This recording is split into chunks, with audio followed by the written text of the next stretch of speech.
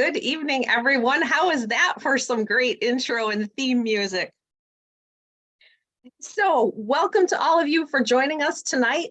I am Cathy Russ. I am the president of the Book and Author Society. And for those of you who may be joining us for the first time, here's a little background on the Book and Author Society. We're a nonprofit organization based in Metro Detroit, and we host virtual and in-person programs that feature interviews with your favorite authors, like we are tonight. We partner with local independent bookstores to promote our authors' books, and we offer grants to public libraries and literacy-based organizations to support them in their missions. So, by supporting the Book and Author Society, you show your support for your favorite author, your independent bookstores, and libraries all in one fell swoop, as they say. So our bookstore partner this evening is Schuler Books. A link to their website is in the chat, and they are very kindly donating 20% of all the sales from tonight's event to the Book and Author Society so we can do our fall grant program, and we thank them so much for their support. Our special guest this evening is New York Times bestselling author Deanna Raybourn, author of the Lady Julia Gray series, the Veronica Speedwell series, and my very favorite book of 2022, and actually like top 10 of all time, which you can't see because I'm not doing it right. Oh, well, you know what it is, everybody, because that's why you're here. Killers of a Certain Age. Welcome, Deanna. Hi, thank you so much for having me. Oh, so exciting to have you here. And we're gonna talk in just a minute, but I want to do a little bit of housekeeping details. Audience, I'm sure you have a lot of questions for Deanna, and we want to make sure that they are asked. So at any time during the program, type your questions into the Q&A button, which is at the bottom of your screen. And Deanna and I are going to talk for about a half an hour, and then we will start taking your questions. So as things occur to you, don't hesitate to type them in, and we will make sure that you get to ask your questions. So Deanna, hi. Hi. I'm so excited that that I get to interview you because I have recommended this book to everybody. It was my very favorite book, and I think it's in one of my top 10 list of favorite books of all time. And just to be able to talk to you about it is amazing. So thank you for being with us. Thank you. Tonight. That's so lovely. Just, when I've spent all day working on revisions for my next Veronica Speedwell book today and tearing the book apart and thinking that I'm, completely flawed and horrible at this job, it's so nice to log on and get all the little kudos. Well, you have an audience full of readers and writers and people who really enjoyed this book, and I think some people who are new to it too. So I definitely want to talk about Killers, but I don't want to give any spoilers unless you do. Absolutely. No. I prefer spoiler-free conversations because I figure there's always somebody fresh in the mix. So we'll dance around them. All right. So Killers of a Certain Age was released in September of 2022, and A Sinister Revenge, which is the 8th book in the Veronica Speedwell series, was just released last week. So you've got a lot going on. How are things? I'm tired, Cathy. What's new? Yeah, and I'm writing Veronica 9. So I turned that in. I turned that one in the week before Sinister came out. And last week, literally woke up and emailed my editor and said, I've got to tear that book apart. I need to change it. I don't like who the killer, I'm changing everything, who the killer is, why they're killing. So I'm not making things very easy on myself right now, but luckily I love this job, right? Well, we love that you love this job because we love your books. So I'd like to talk about Killers first. So I want to talk about Veronica. I want to talk about all the books, but Killers. So again, no spoilers. So audience, just so you know, but I want to hear from you in your own words, Deanna, what's this book about? Well, the short and sweet elevator pitch is that it's about 4 female assassins who are on the cusp of retirement. They're 60 years old, and it's what happens when they figure out that the organization they work for would rather see them dead than cut them retirement checks. And so it's about the way that these 4 women who've known each other since they were recruited at the age of 20, how they come together at the age of 60 to figure out how to take this organization down. And, you know, the question that I'm sure you've been asked a zillion times, but I know that everybody wants to know, how in the world did you come up with this idea? Oh, it actually started when my publisher came to me and said they were having a chat in the office one day about the fact that there just are not enough books about older women doing kick-ass things. And they said, your name came up. We feel like you're the natural choice to write something like that. Would you be interested? And I said, well, let me have a little think about it. And I went off and I had a little think, and I came back a week later and I said, yeah, I'd love to. I said, I want to do, usually my series characters, I'm writing about one person and they're always historical. And I said, I'd like to do a quartet of women. I want to do 4 this time. And I want them to be assassins. And they said, oh, this is fantastic. We love it. I said, I want them to be 60 years old. Oh, that's fantastic. We love it. I said, and I want to write a contemporary. And that was the record scratch moment where they were like, what? Because, publishers tend to be very, very risk averse.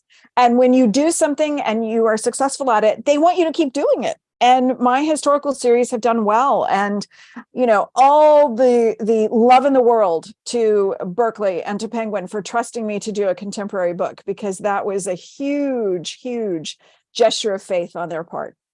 So when they first came to you and said, we have you in mind for this, they had been thinking kick-ass women in their 60s in Victorian times? They literally, the brief was kick-ass older woman. We don't care anything else. World is your oyster. You can choose whatever you like. Just pitch us something. And so I decided to go as completely out of my comfort zone as I possibly could.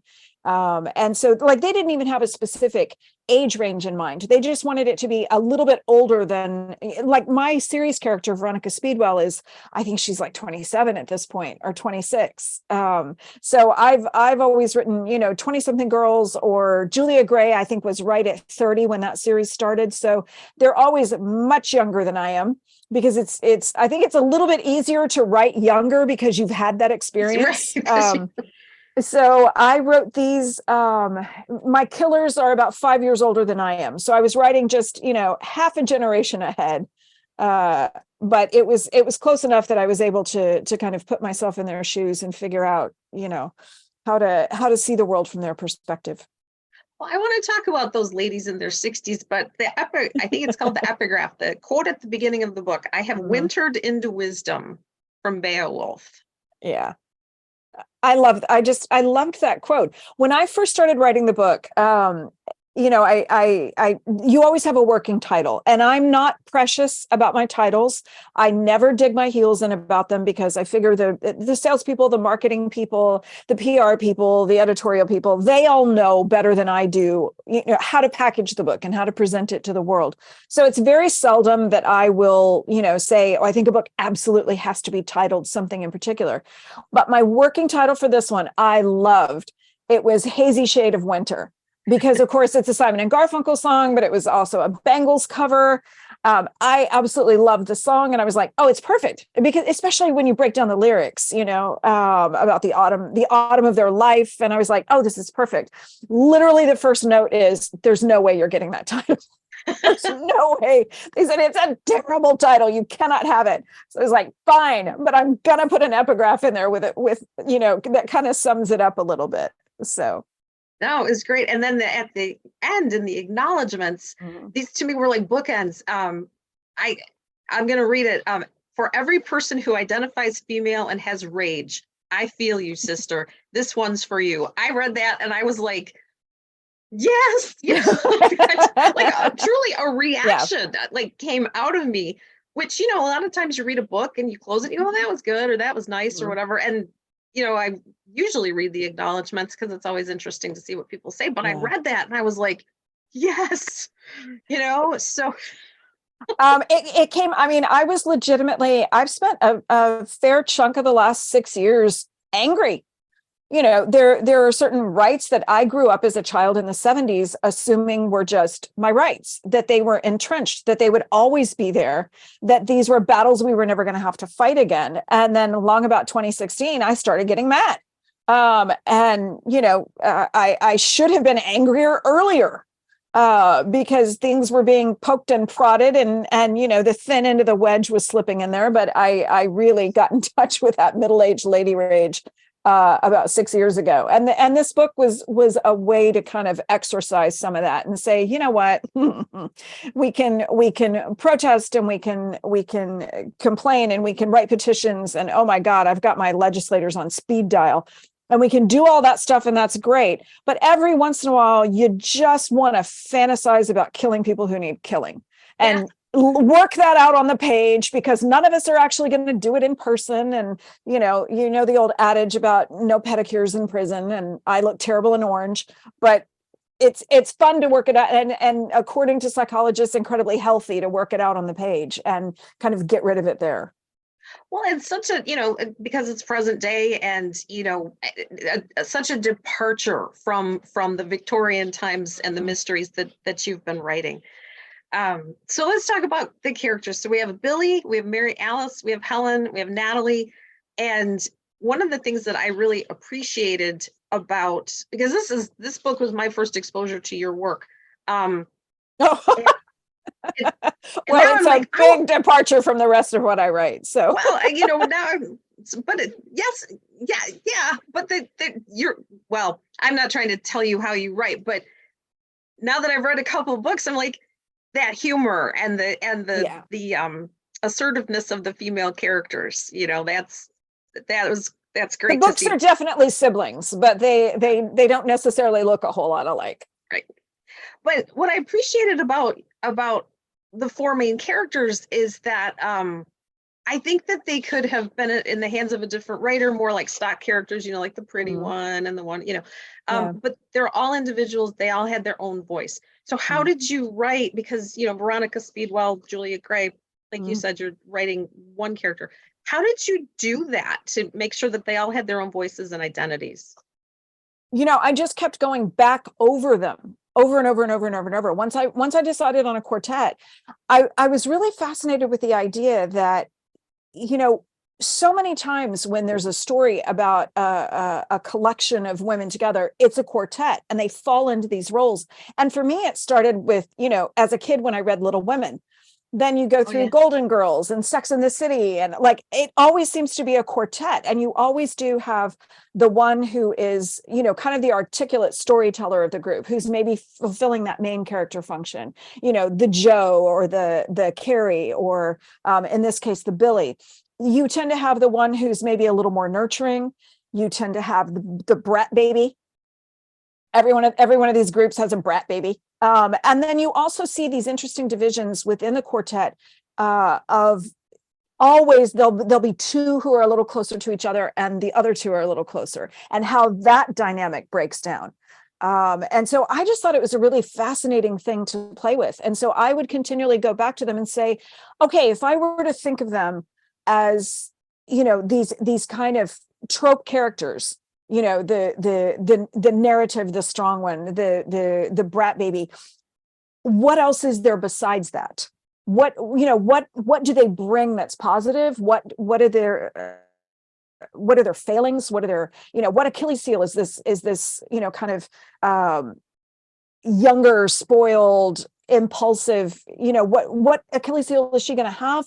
What is that going to mean in terms of what she brings to a mission as an assassin? Is she going to screw things up, or is she going to be an impulsive thinker who's quick on her feet? And that's her gift, so it's I loved playing with the idea that a lot of times your biggest weaknesses can conversely be your strengths.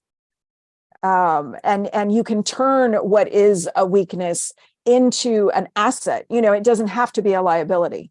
And I love the way that they play off of each other and with each other, because like I said, they've known each other since they were 20. They've got 40 years of friendship behind them.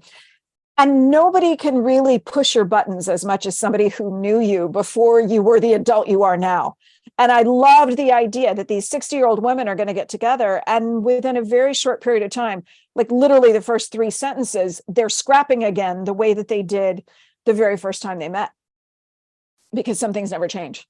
and they know each other so well. So they know each other's strengths, they know each other's weaknesses. So, oh, there you go again, doing blah, blah. And the squabbling, maybe that, they're on a mission and a little bickering breaks out, Exactly. Because, I feel like that would happen, as no matter how well trained you are as a professional assassin, you're human.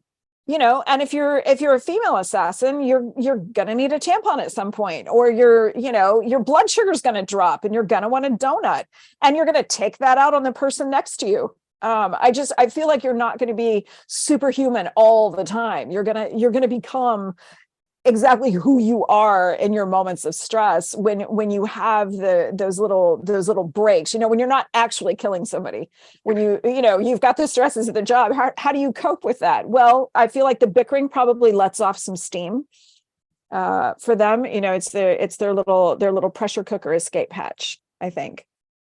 And then you get to be 60 and you're retiring, and you are, you know your teammates really well, they know you, but everybody's, maybe going through the hot flash thing, but everybody has 40 years of experience. So I think that yourself at that point, and each other, and you know who you are as a team.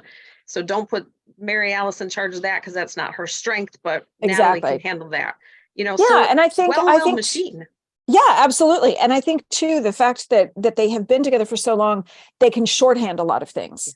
They don't have to necessarily discuss everything or compromise on it. There is a certain value to having a relationship of very long duration that you can just say, girl, let's just shut down to the cob and get this done.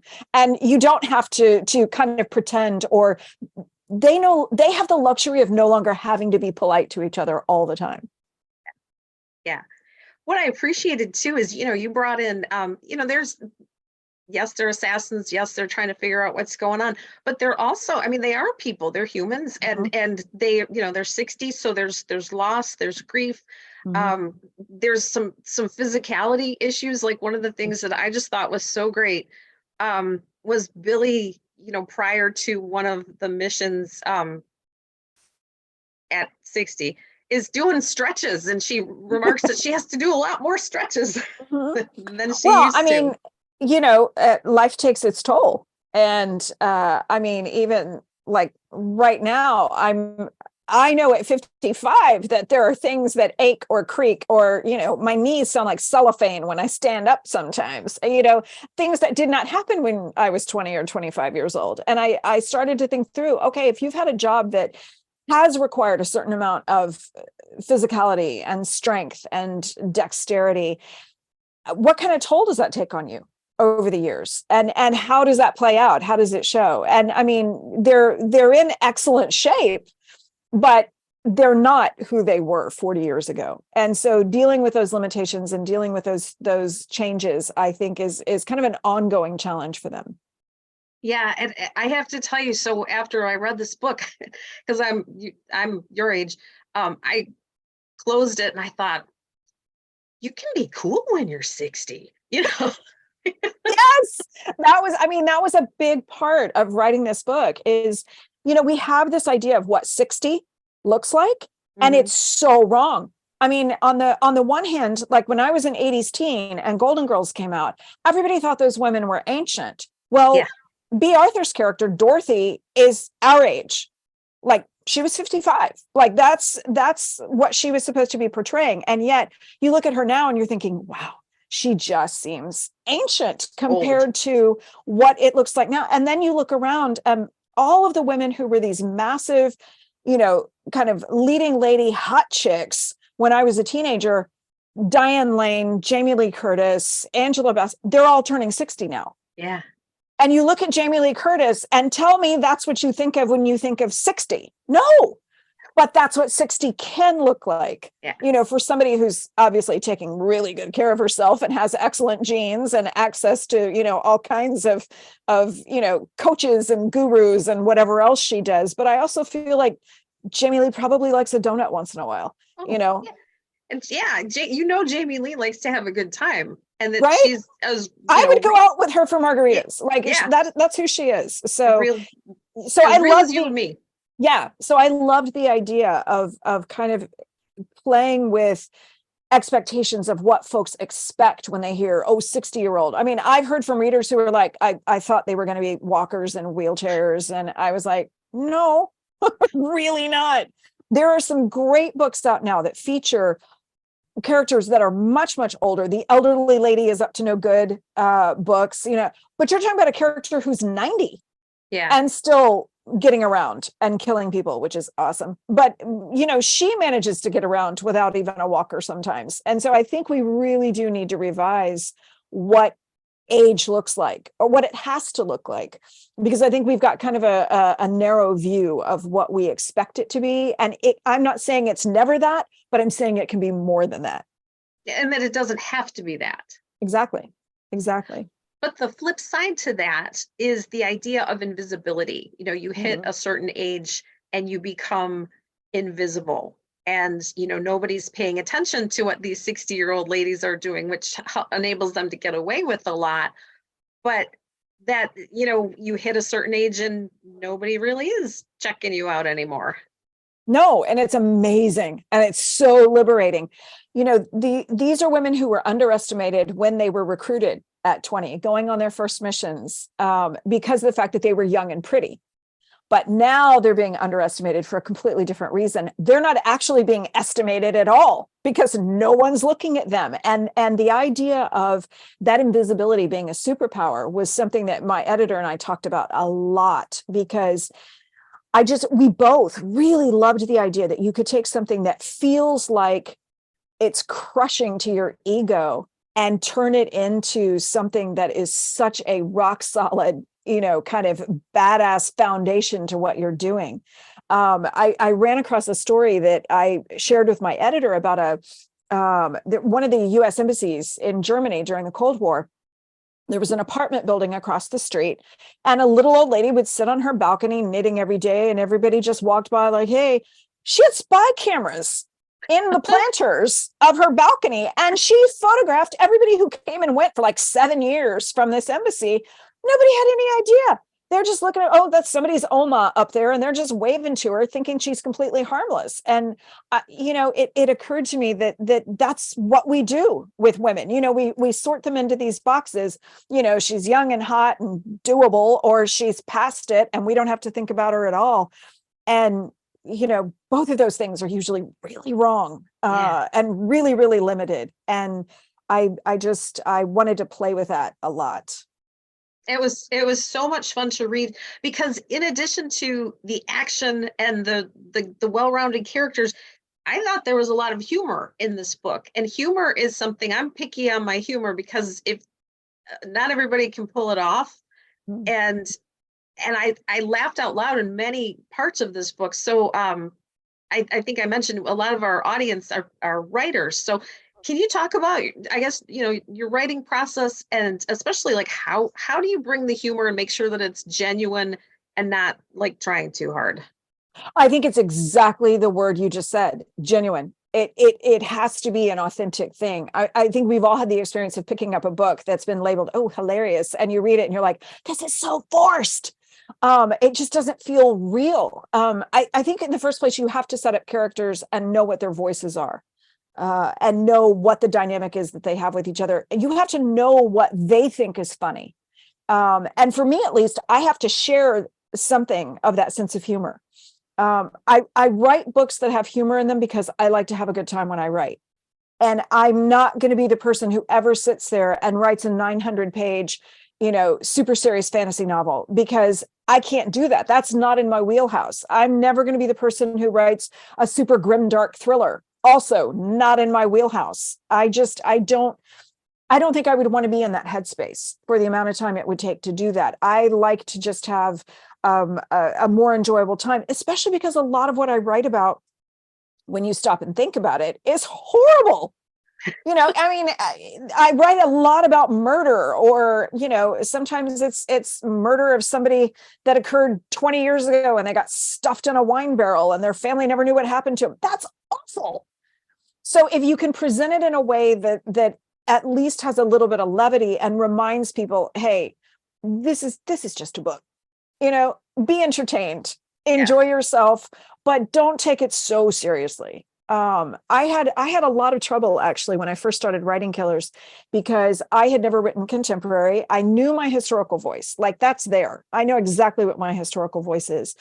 I had never had to develop a contemporary voice, and I had no idea what it was. And so I started writing this one scene for the book, and I wrote it and I didn't like it and I threw it out, and I wrote it again and I didn't like it and I threw it out, and I just kept doing this. And I was like on this hamster wheel. And finally, it clicked with me that I needed to stop trying to write that scene, and I needed to just tell the scene. Just tell the scene. So I sat down and said, okay, screw it. I'm just going to tell the scene and we'll see what happens. And I wrote it out just as conversational, just as if I were telling it to a person sitting across from me. And I printed it out and handed it to my husband. And I said, okay, I have no objectivity about this anymore. I have no idea if this is good, if it's, excrement. I have no clue. So I handed it to him and he read it and he started laughing and he said, babe, this is your Twitter feed. This is who you are on Twitter. And I went, oh, nailed it. That's my contemporary voice. And so from that point on, I never had an issue with the voice, because I knew what I had to do was tap into who I am and how I speak. And that voice was going to be authentic for these characters. And it just kind of went from there. And so there are, especially when they're bickering or bantering back and forth, they say things that I would say. So, I found it was just easiest if I kept it all grounded in my own authenticity and my own sense of humor, and didn't try to be something I'm not, and didn't try to be a writer that I'm not. I had to know who I was and write that. Well, and I think that shows, because dialogue is tricky as well. And especially in some historical books, but contemporary too, when authors use dialogue as sort of description, and somebody has the quote starts at the top of the page and ends about halfway through, and it's a description of whatever. And I think nobody talks like that. Well, isn't that a trick to it, that you've got to go through and try to make the conversation sound organic? And so often you run across it and they'll say, well, Bob, ever since you and I were in college together and we were on the rowing team, and it's like, you don't do that.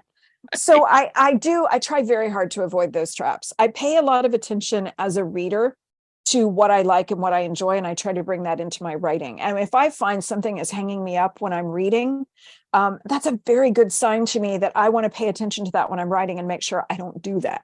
Mm-hmm. Mm-hmm. When it pulls you out of the story. And for sure, it's like editing errors in movies. Like, where'd that come from?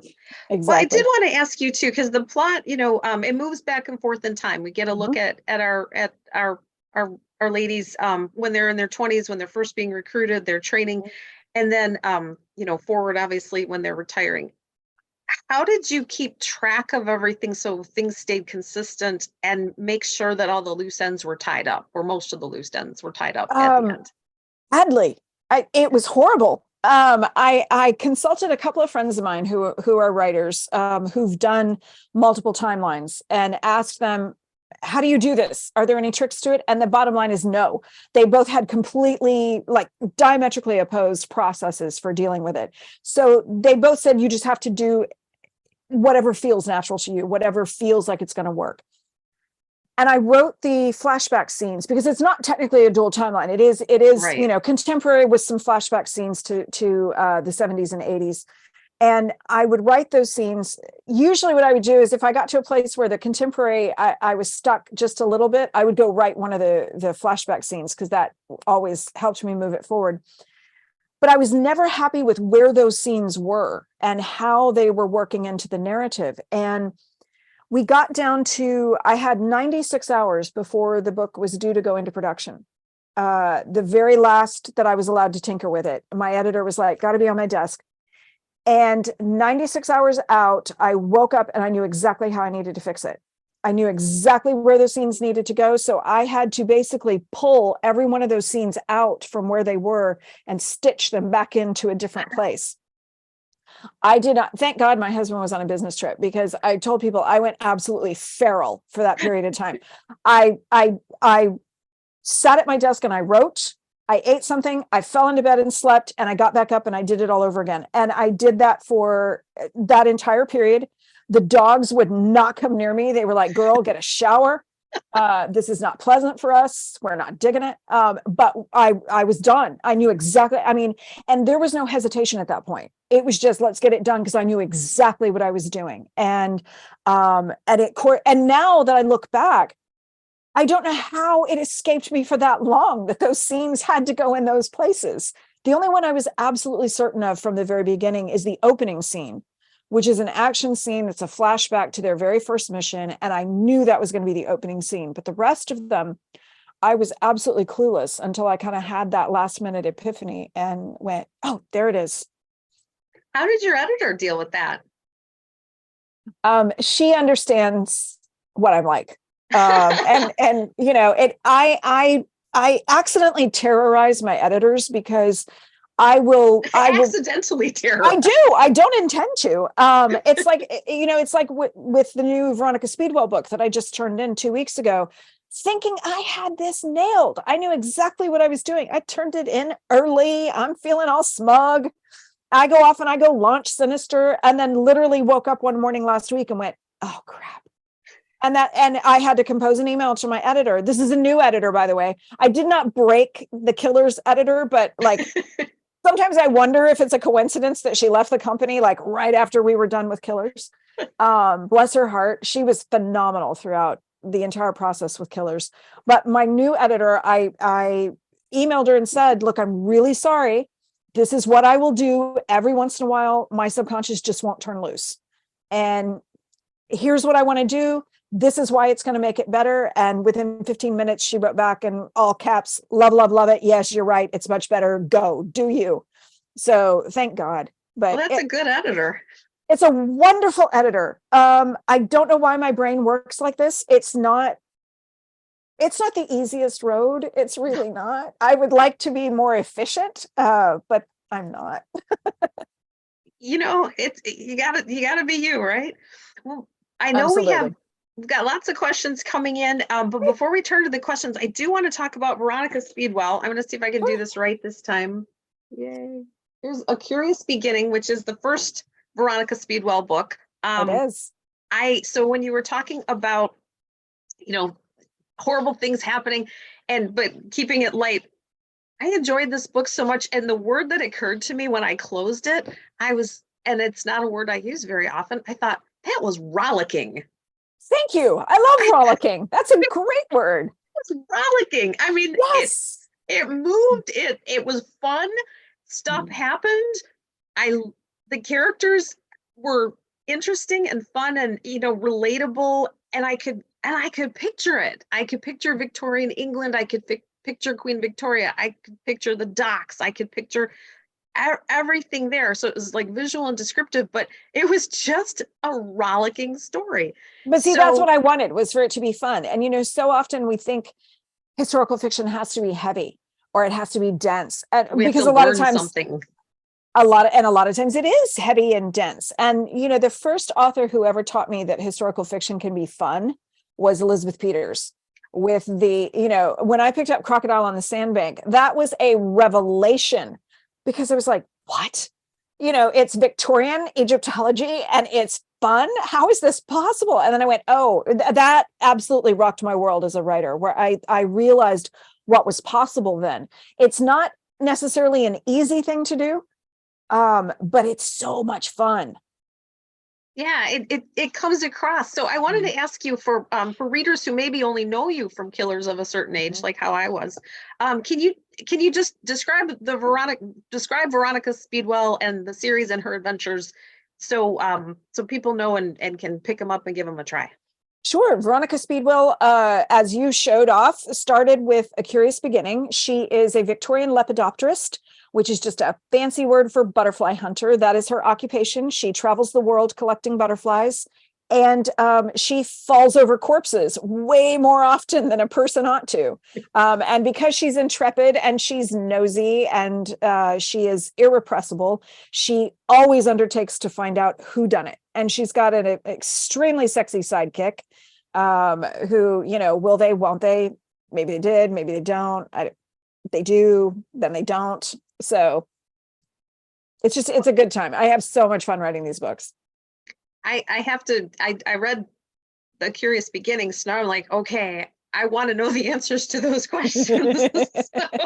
Well, and Sinister Revenge, the one that just came out, is book 8. So we are rocking along in this series. So if you are new to the series, you've got a binge ahead of you. There are multiple books to enjoy. And then I did want to bring up one last thing before we go to the questions. What I thought was really cool. You contributed a story to a book called Scribbling Women and the Real Life Romance Heroes Who Love Them. And Yes. they're real life stories about how the authors who contributed stories to that book met and are supported by their spouses and real life and life partners. Mhm. And your story is called Once in a Blue Moon.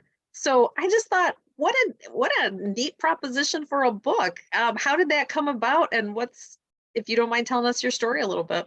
Oh, I loved contributing to that. There was an event that used to happen the first Monday of every month in New York City called Lady Jane's Salon. And unfortunately, it is no longer in existence. But it was a wonderful experience. They held it at this bar in Soho called Madame X, which looked like a bordello inside. And so it was a romance writers and readers salon. And because my books are not romances, but they always have a romantic element to them, they were lovely enough to invite me to come and read for them a couple of times. And so if I happened to be, once every couple of years, if I was in New York on the first Monday of a month, they would invite me to come and read.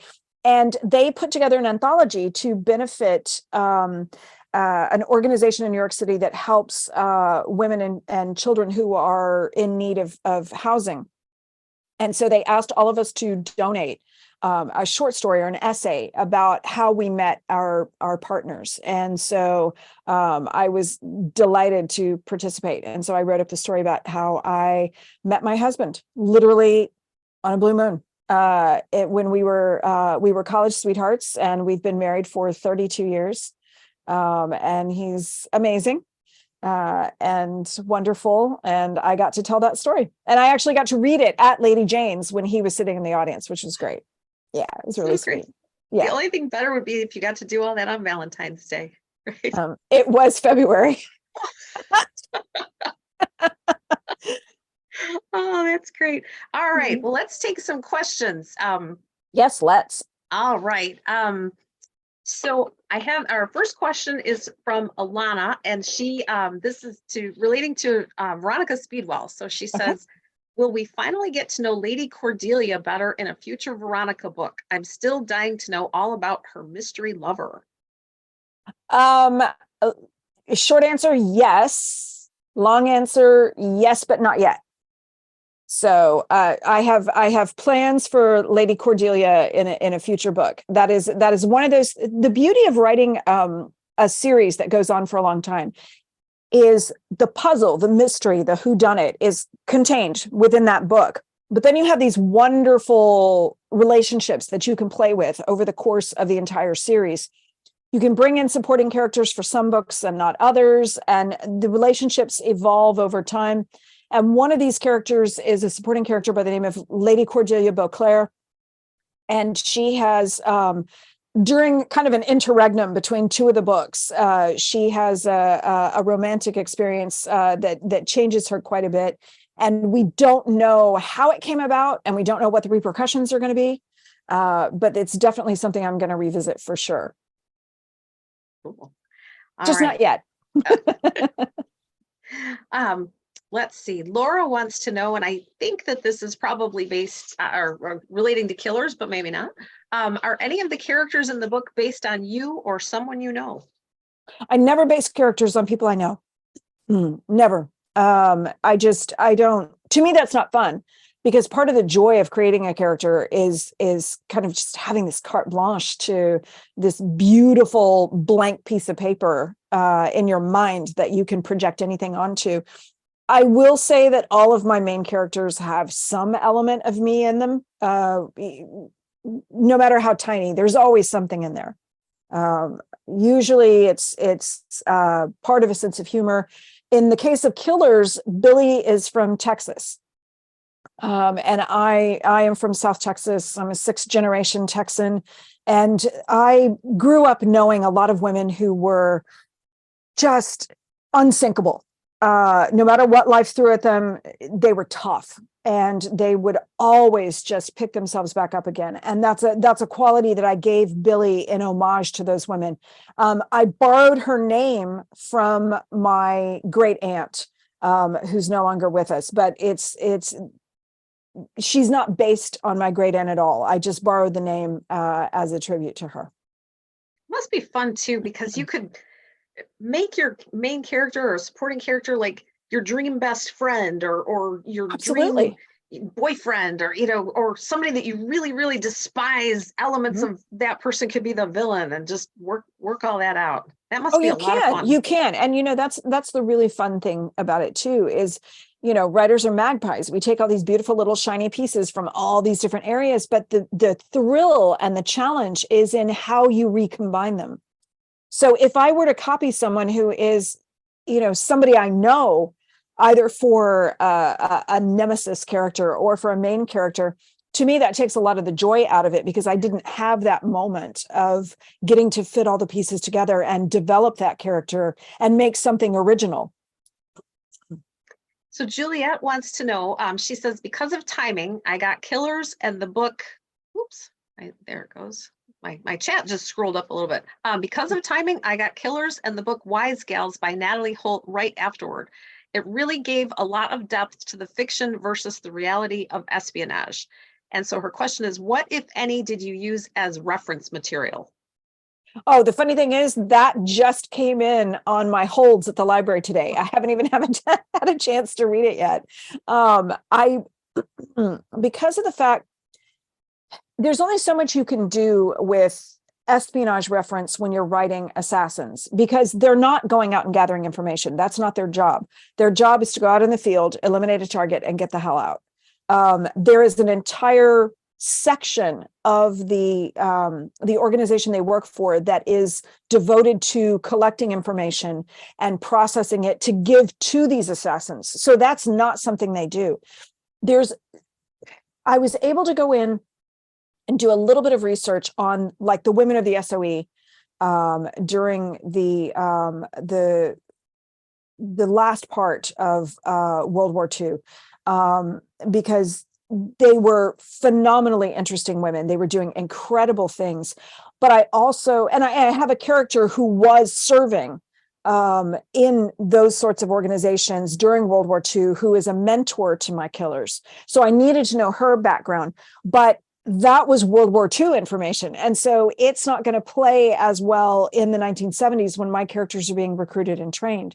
So I had to figure out, how would someone who came from that background then turn around, and what kinds of skills would she impart? And what it came down to is, if you were working behind enemy lines for any of the Allied espionage efforts in World War II, a lot of what you relied on was not technology. It was people-based. It was hand-to-hand skills, because you couldn't risk being caught with certain things on your person. You can't necessarily run around with a revolver. You might need to know how to kill somebody quietly with a kitchen knife.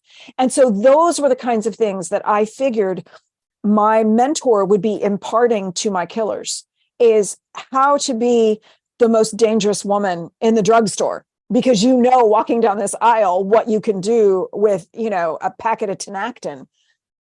So that was yeah, exactly. And so and that actually comes into play, because my killers are put into a situation where they don't have access to their equivalent of James Bond's Q. All of their gadgets, all their tech, all of their intel is taken away from them because they're operating off the books. So they have nothing to rely on except their innate skills and their experience and their instinct. So Tammy's got a question that I think we all want to know the answer to. Is your book being considered for a movie, and any actors that you would like to see play the characters? All I can say is discussions are happening. People are talking. I always hesitate to answer a casting question about any of my books, simply because I don't want people to think that there's a right answer. Mm-hmm. Just because I might picture someone does not mean that that is who that person is for you. Somebody tweeted at me yesterday about how they thought Angela Bassett would make an amazing Mary Alice. And I'm like, yes, gorgeous, love it. I had a picture of Diane Lane taped to my monitor when I was writing. But that is just where I was in the moment with Billy. There are so many phenomenal people who could play her. And just do an incredible job with the role. And my main takeaway from that is readers need to feel confident that however they picture her, it's right. It's right. It's fine. You do you. Oh, Crystal's asking, I love this. Do you have, and this is in quotes, angry woman that wants to burn things playlist that came in handy while writing? And she says she does. There is a Killers of a Certain Age playlist on Apple Music. Oh, with that cover. And right. While we were waiting during the intro, I put I Am Woman on the playlist. So yeah, it's got both of the versions of Hazy Shade of Winter. It's got American Pie. It's got Killer Queen. It's got a whole bunch of great stuff on it. I love that playlist. So cool. Yeah, go check that out. It's on Apple Music. Killers of a Certain Age playlist on Apple Music. Yep. All right. So let's see. Our next question is from Diane. And she said she found the Veronica Speedwell books the beginning of March and spent a marathon reading books 1 through 7. Girl. She says, your vocabulary is exquisite. One of the main joys reading your books. Have you always had an extensive vocabulary growing up? Yeah, I was one of those annoying little kids who thought that it was fun to read the dictionary. I love making note of interesting words, especially because, there are things that there's always the little tidbits going around on the internet about like the German words or the Welsh words or, Korean words that we don't have a word for that concept in English. So I'm fascinated at the way that we use language. I follow Wordsmith and Haggard Hawks. And so I'm still constantly adding to my own vocabulary because I think that's a joy. I just think it's fun to play with. And I like what you said too about words that don't translate into English, but like, I'm not going to say it right, but Schadenfreude. Schadenfreude? Yeah. Yeah, and in Welsh there's Hiraeth, which is which I know I mispronounced, even though I'm Welsh, I cannot speak the language at all. But that's a longing for something. It's a homesickness when it's not about your home though. It's just this kind of wistful nostalgia, this melancholic feeling that you read that and you go, oh, I know what that is. I know what that is. But I mean, we have a language that has words like vespertine. Like, that's gorgeous. That's amazing. And and when you read it and it describes whatever's going on perfectly. There's such a great feeling when you read a sentence that you just go, yeah. Yeah. And there's a special joy in writing Victorian characters because you can get away with that a little bit more.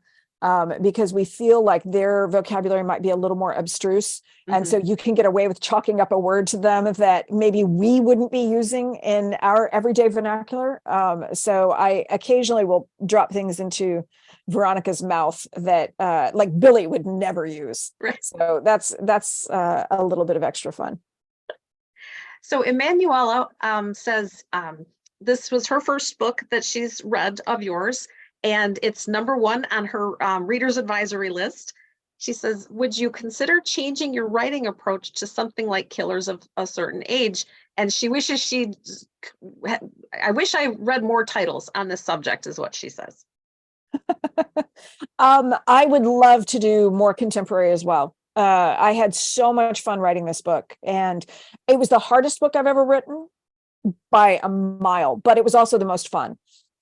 So I would love to continue writing Veronica, and I would also love to do some contemporaries because this absolutely broke me wide open as a writer. And showed me what I was capable of, because I would never, the fact that I am technically a thriller writer, I laugh my ass off on a daily basis about that one, because I'm a huge chicken actually when it comes to writing or reading. I only ever, I read my first thriller, I think about four years ago. because I'm a chicken. I don't like to read thrillers. They scare me. But I was getting ready to go on a beach vacation, and I always take a stack of books on the beach. They have to be physical books because you Yep. need them to, they get sandy, they get sunblock on them. And I was going through and I have to have a book per day for the trip, right? So I always go with a stack. And I was in the bookstore, and I did not mean to buy a thriller, but I saw this book that was faced out, and it had a beautiful young Black woman with great big green sunglasses on. And in the reflection in the glasses, you could see a butcher knife. And the title was My Sister, the Serial Killer by Oyinkan Braithwaite. And I was like, oh, hell yeah. So I grabbed it, and I thought, okay, I can read this on the beach, because if I get scared, I can see if anybody's coming because I'm on a beach. It's not like you're reading it in bed and you're scared, looking over your shoulder. So I very bravely read it on the beach. And, in the way that Elizabeth Peters taught me that historical fiction can be fun, this one taught me that thrillers can actually be fun. Thrillers can be fun. Thrillers can be fun. They don't all have to be super grimdark and super scary and super, oh crap, what's under the bed? Is that somebody breathing in the dark? It doesn't have to be like that. It can be a different type of thriller. And that absolutely just opened everything up for me. So Sandra wants to know, in writing a series, does it get easier or harder? Aspects of it get easier.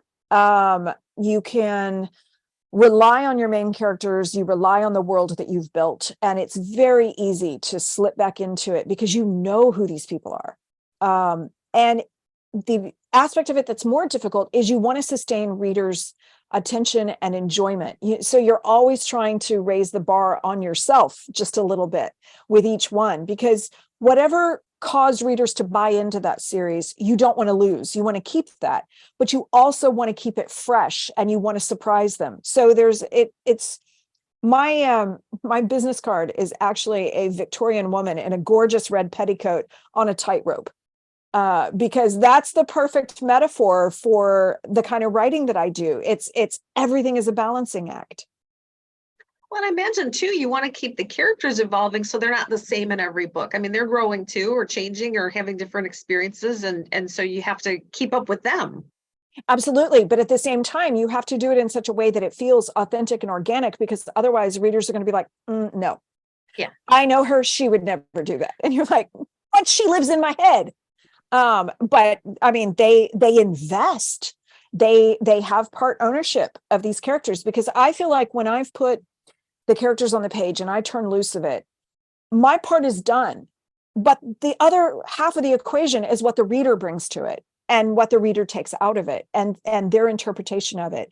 And so that is very valid. If a reader feels like, no, that character absolutely would not do that, then I have not taken them from point A to C.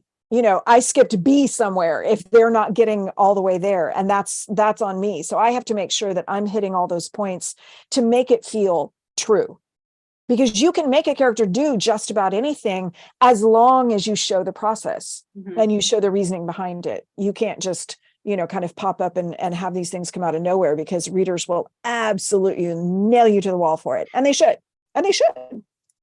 Because they care. God love them. They care about what you do. And that's the greatest compliment a reader can pay you is actually having an emotional investment in something that you've written. So Patty wants to know, is it necessary to start with book 1 in the Veronica Speedwell series? No, they are designed to be read however you like. I hate, as a reader, picking up a book and realizing it was partway through a series and it's got spoilers for previous books. There is one revelation that comes out in A Curious Beginning that carries through the other books and kind of informs them. So if you go back to read Curious Beginning, that part would be spoiled for you, but everything, you can absolutely pick it up partway through the series if you prefer. So, because there may be a setting or a theme that appeals to you more than the others. So I'm not going to judge. Read how you like. It's fine. So this is a question that several people are asking. And is there going to be a sequel to Killers? All I can tell you is discussions are being had. People are talking. I'm going to Okay. give you my cop-out answer, which is I can't say. I can tell you people are talking. I would love for there to be. So that I can absolutely tell you is I would love to see more of these characters. I think they're great fun. Oh, I think it'd be, I'm no editor, I'm no publisher, but my goodness, a no-brainer. I mean, if you want to do it, to me, you'd be the one that would be, that we'd have to sell. But if you're down with it,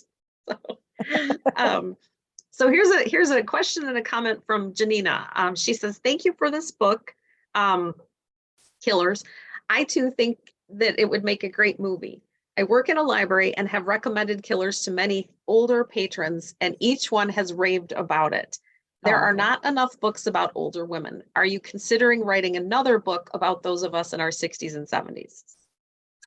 At the moment, I don't have anything on my radar. I have even the books that I write, though, that don't center around older characters, usually always have supporting older characters who are doing interesting things and who are intrepid and leading their own fabulous lives. So even if they're not central to it, they're going to be there somewhere. Yeah, I've got a couple of projects in the queue that I have to work on, that I've got to focus on first. All right. So this is a question from Jennifer, and we're starting to wrap up the Q&A, but if you have any last questions for Deanna, please do put them in the Q&A so we can make sure to ask. But Jennifer wants to know, she says, Killers of a Certain Age is the 2023 chosen title for On the Same Page in Ionia County, one of the community read type programs, recommended by all 7 Ionia County libraries to all their patrons. Do you have any specific themes or questions that you think we should talk about at upcoming book discussions, maybe important to you but not super obvious? Well, there are readers group questions on my website. So anybody who wants resources, any of my books, if you are discussing them with people, you have a book group, there are ancillary materials on the site. There are already reader's guides for you that you can go and pull questions from. I think, to me, the biggest thing is about how we view aging, especially with women, and how the friendships will sustain over a period of years, how they change, how they don't, and how your liabilities can become your superpowers.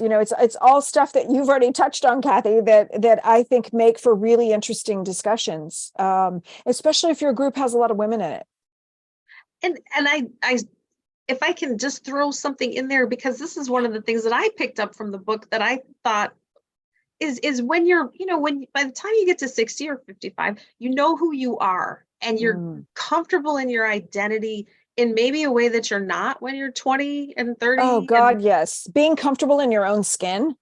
I mean, I know that once I hit my late 40s, man, my give a shit are just broke. Like, it's in pieces out on the curb waiting for the garbage man. Like, I don't care anymore. It is so liberating to kind of be free from that and go, you know what? I am never going to be an Olympic figure skater. I am never going to know how to make a souffle. I am never going to be fluent in 17 languages. I am never going to master quadratic equations. I'm fine with all of it. You become so comfortable letting go, because when you're young, all these possibilities, they crowd you in. They suffocate you sometimes because you've got so much to choose from. As you get older, you winnow out what doesn't work for you and you focus on the things that do. You learn what your weaknesses are, what your strengths are, and you get much more comfortable with the idea of being comfortable and saying, you know what, I may be a person who loves the idea of going to concerts, but guess what? The reality is I hate them.